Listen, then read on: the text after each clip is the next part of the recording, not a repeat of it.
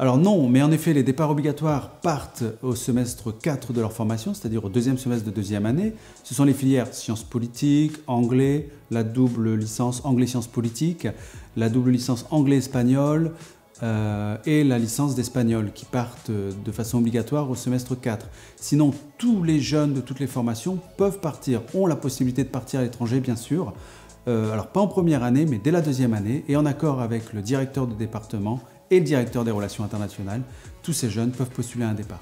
Oui, les masters peuvent partir, tout comme pour la licence, cela dépendra de la décision du directeur de département. Alors il n'y a pas de frais de scolarité à verser à l'université étrangère, on paye ses frais de scolarité à l'ICES, comme on le fait pour une année classique, et on part à l'étranger. Comme c'est un système d'échange, dans 98% de nos échanges, l'échange n'est pas payant. C'est-à-dire qu'on se rend dans l'université partenaire sans payer de frais de scolarité. Il y a un investissement parce qu'il faut payer le billet d'avion, le logement sur place, la nourriture. Il y a des aides pour cela à travers Erasmus+, pour les destinations européennes, et la région Pays de la Loire également, avec la bourse en voléo. Donc l'étudiant peut, à moindre frais, partir à l'international.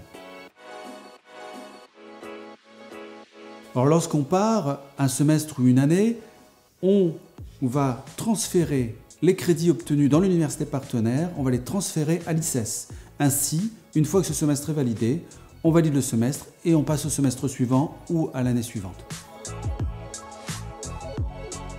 La majorité des échanges se font en anglais, donc on demande à l'étudiant d'avoir un niveau B1 voire B2 pour la plupart des universités en langue anglaise. Il y a les universités bien sûr hispanophones où il nous faut l'espagnol, maîtriser l'espagnol. Et puis quand on part en Bulgarie, en Hongrie, en Pologne, bien sûr il ne faut pas maîtriser la langue du pays, les enseignements se font en anglais. Et c'est pour ça qu'on a signé des partenariats avec ces universités-là, c'est parce que l'enseignement se faisait en langue anglaise.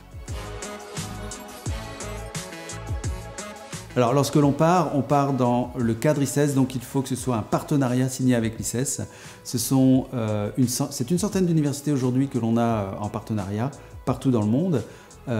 Et l'étudiant donc ne paye pas de frais de scolarité dans l'université partenaire. Il continue à payer normalement sa scolarité à l'ICES pour partir. Pour tout ce qui est des démarches pour partir à l'international, bien sûr le service des relations internationales est là pour aider et épauler les étudiants. Propose des aides pour trouver le logement. Les directeurs de département également aident les étudiants à choisir leurs cours. Et le lien n'est jamais rompu lorsque l'étudiant est à l'international. Il y a toujours un lien entre l'étudiant, le service des relations internationales, le directeur de département. L'étudiant, effectivement, est très bien accompagné lorsqu'il part à l'international à l'ICES. Lors du retour des étudiants, l'année suivante, on se rend compte que les étudiants, bien sûr, ont beaucoup plus d'autonomie, d'indépendance, de maturité et qu'ils ont également une plus grande ouverture d'esprit et qu'ils maîtrisent la langue du pays, voire la langue anglaise ou espagnole beaucoup mieux.